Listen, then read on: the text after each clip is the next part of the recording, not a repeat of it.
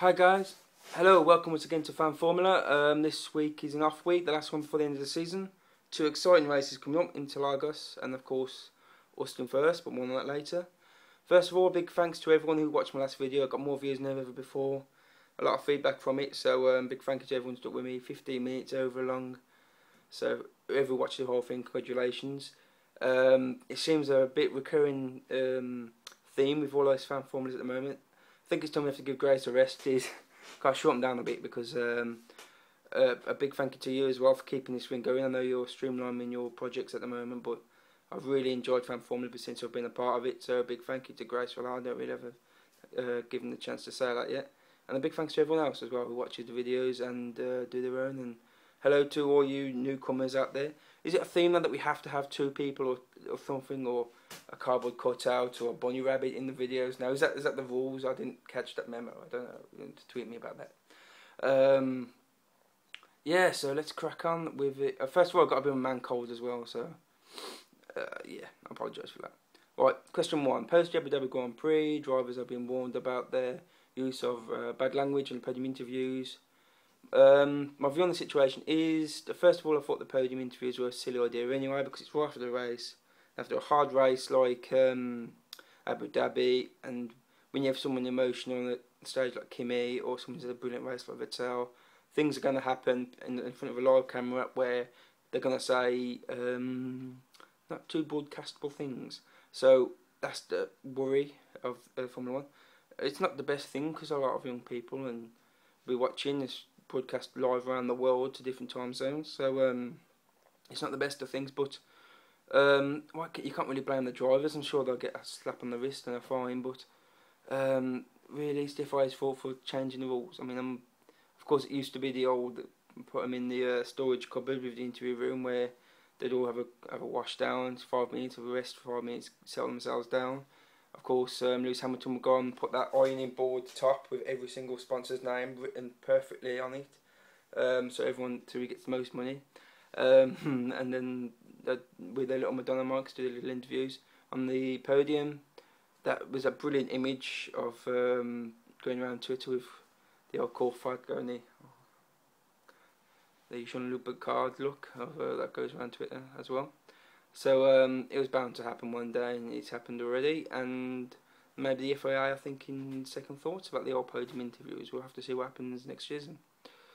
So there. Question 2. Tony Fernandez has stepped down from his team principal role at Caterham with Cyril Abiteboul. I'm sorry, I can't pronounce last name. Taking over the position. What is your opinion on Tony's decision? Is a good thing for the team? Rant mode enabled. Caterham have so disappointed me this year. At the beginning of the season, pre-season, they was making good rumours in testing, and I really thought they'd be catching up with the back end of the mid-table teams, and they just haven't done that at all. If anything, they've gone backwards. Marussia have overtaken them, and I really am extremely disappointed with them.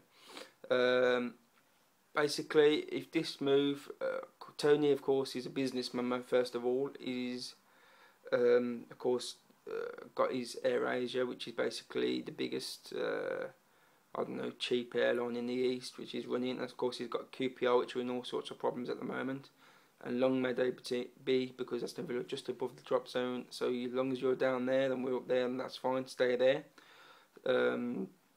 Yeah, and being in F1, he's done a good job for the team overall.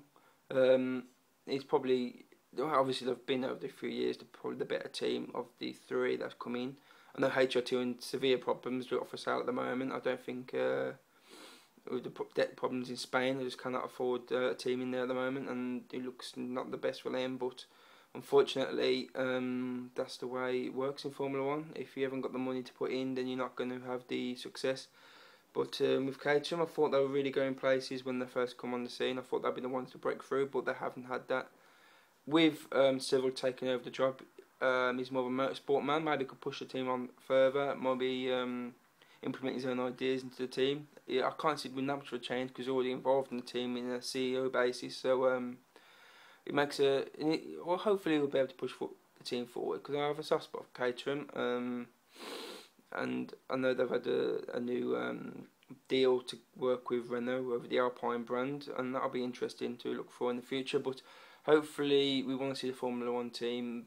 We want to see Formula One race between cars with equal strength, and if cars are just going around the back of the track, giving nothing but a couple of drivers an extra chance to stay in Formula One. I'm sure a jet plane just flew over my house. Sorry. If they're just there to go around the back of the track being back markers, it's pointless on being in Formula One. So in the next 2 years, I'm really hoping these teams will step up to the plate and actually show a bit of pace, because it's really disappointing at the moment and it's a bit pointless. So that's the end of that. Question 3. This week saw the Abu Dhabi Young Drivers Test, with McLaren opting to use long-term test driver Gary Pavet, or something to that effect, in some of the sessions. Do you think it's fair for the teams to use this opportunity for testing parts and car development over the purpose of a test to develop F1 drivers of the future? First of all, I think the FIA have screwed up once again. It's called the Young Drivers Test, but it should really be called, I don't know, the Rookie Drivers or the Amateur Drivers Test, because there's drivers in there that are 25 and whatnot but it's not about that. It's about giving drivers a taste of driving the F1 car and the super license, and give them a feel of the pace and see if they can handle a Formula 1 car. The fact that they banned mid-season testing means that they're going to use every opportunity to try and get the parts on the car and see if they work. And if they feel that using a more experienced driver is to get the best way to get the feedback, then they're going to do that. But it's not as if they used him the whole sessions. I know they used other drivers there as well. I think it was it Magnussen on the first day? I think he drove the fastest, he had set the fastest time there, so it's not as if they're just using that. But basically, I don't really have a too much of a problem with them using parts on the car, or even using all the drivers. But the fact is, if they're just going to use a driver who's never going to have a chance in driving in Formula 1, then it's a bit pointless calling it a young drivers test or anything like that. So, but then again, I don't even mind if old drivers. If the driver come in, like I said, take it if Sebastian Loeb decided to turn up and do a couple of races in a Lotus. No, everyone would be. That would probably be the biggest test session anyone's ever seen, because of course Loeb's dominated rally for 10 years or so now. If he turns up in Formula 1 car next season, it'll bring it'll be like when Michael Schumacher came back. So if something like that happened, I would have nothing against it. But the fact is, if you're just going to use a driver who is never really going to get a race seat, it's a bit pointless. And I'm sure some of the younger drivers could give just the amount of feedback as a not bigger driver, a more experienced driver can anyway. So, right, the bonus question. Now that the Austin is finally days away, what is your thoughts on the location, the event, and the debut in Formula 1 calendar? Well, we've been there before in America. And it didn't work basically. Indianapolis. It started off with a lot of intrigue and how it was going to, at the Brickyard, a big heartstring in the American racing world, and it just didn't work. Of course, we had that debacle with the tyres, where only 6 teams finished the race, or started the race, sorry, and it kind of ended that race's tenure. But with Austin, you feel it's a bit different. Of course, Bernie's always wanted to get his mitts into the money in America, and what has more money than America? Than oil-rich Texas, a few 10-gallon hats flying around the place, a few couple of £1 million spent, and a brand new track which actually looks amazing. First corner looks brilliant. They've got a sweep in second sector, and some amazing corners in there as well. It's very wide apex, turn-ins, apexes. Some corners there where you're missing the apex by 10 foot. That's the racing line. It's amazing looking track, and I'm really looking forward to it. And it's not as if they're all against open wheel racing, because the kart series in America is quite big, or IndyCar, if you want to call it, and that just, especially in places like California, picks some very large crowds. And you're forgetting that in that part of the world they have Laguna Seca, which is one of the greatest racetracks I think there is in the world. The Corkscrew is probably up there with El Rouge as one of the great corners in racing. So, but then again, why couldn't I just have the race there, so spending millions of pounds putting it in a new track in New Austin? But there you go, that's what they want to do, and I really hope it goes well for them, and I really hope it brings the crowds in. If it doesn't, then Of course, Bernie will probably have egg in his face once again, and I can't really see Bernie staying in it for too much longer because he's got another multi-billion-pound contract in his bag, another bonus, and probably there's another £50 million mansion he wants to build in Los Angeles. So, but I really do hope that people go through there, because if Formula One takes off in America, it could bring a whole new amount of money and talent into the sport.